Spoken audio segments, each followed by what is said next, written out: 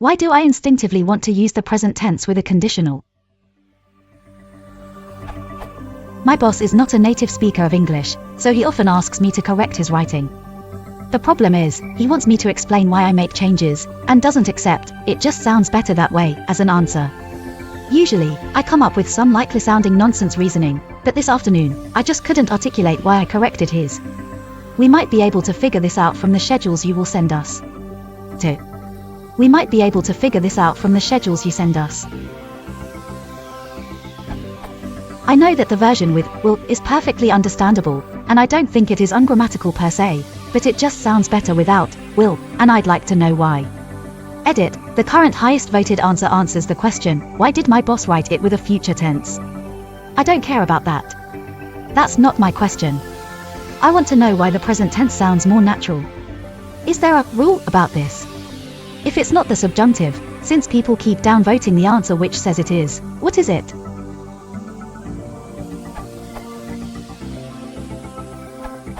In trying to come up with some reasoning for your boss, I think you're likely to hit upon either a dead end or an invented logic that is essentially a red herring. As in many cases, what you're dealing with is simply an arbitrary choice in how the language encodes something which indeed different languages arbitrarily encode in different ways. English speakers don't tend to use will in subordinate clause in these cases, and so to a native English speaker it sounds unnatural to do so.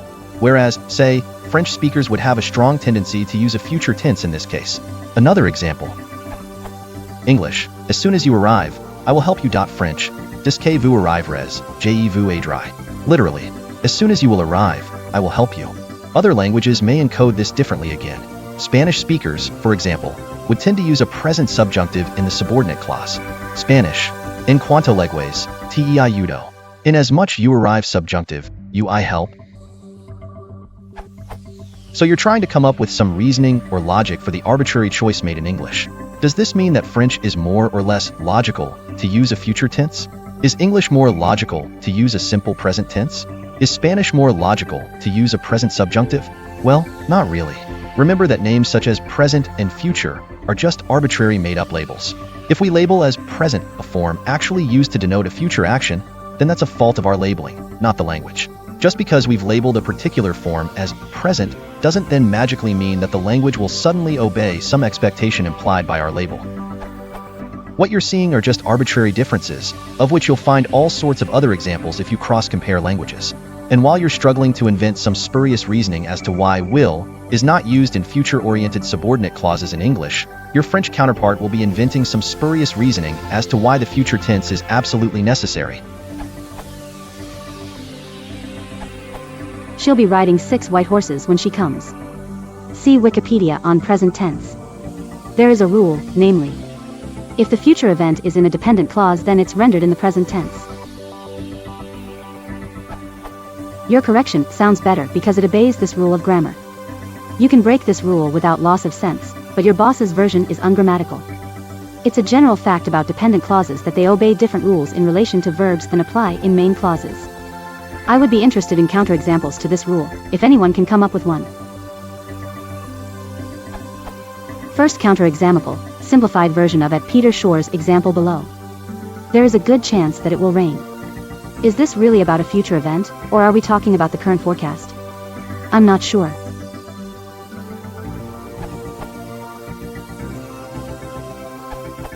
In your sentence as amended, send is without a doubt in the present indicative tense, and it is not a conditional sentence. In English, however, the present tense does rather more than express what's going on in the present. To talk about something that's going on right now, we generally use be plus the ing form of the verb which describes the action or state. We use the present tense, on the other hand, to refer to 1. A fact that is always or generally true, water boils at 100 degrees centigrade. 2. A repeated action, I go to church every Sunday. 3. An event that occurs at the moment we are speaking, I promise. And 4. Fixed or planned events taking place in the future, my flight leaves early tomorrow morning. In your example, send could express either 2 or 4, depending on the context. In either case, it is understood that the schedules are or will be sent according to a pre-arranged plan. If that were not to be the case, you would have to say we might be able to figure this out from the schedules you'll be sending us.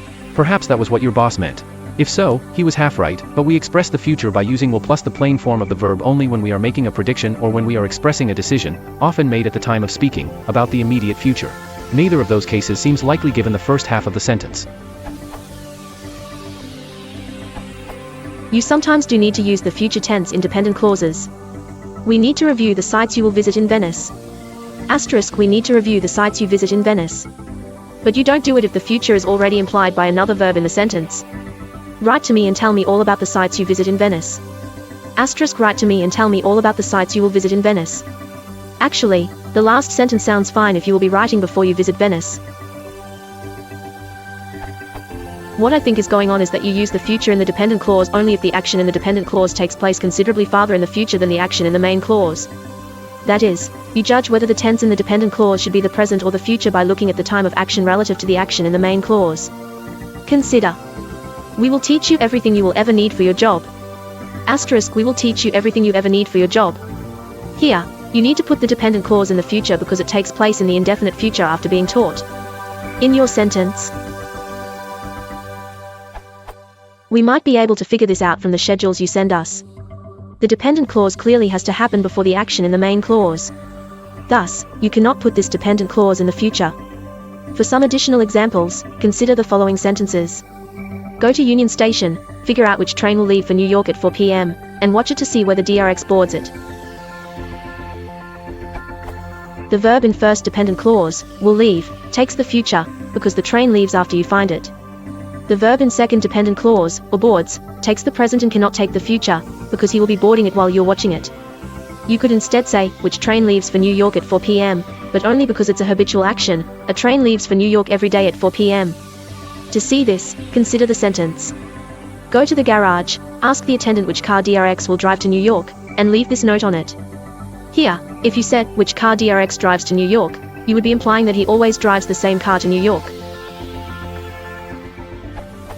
You sometimes even have to use the past tense for dependent clauses that are said in the future, if they are in the past relative to the action in the main clause.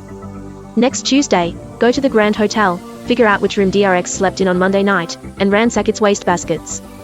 DRX sleeps before the action in the main clause, so you have to use the past tense. The first conditional is a special case of this rule. If his train comes on time, we will miss DRX at the station. In a conditional sentence, the dependent clause almost always takes place at the same time or before the action in the main clause, so you cannot use the future in the dependent clause.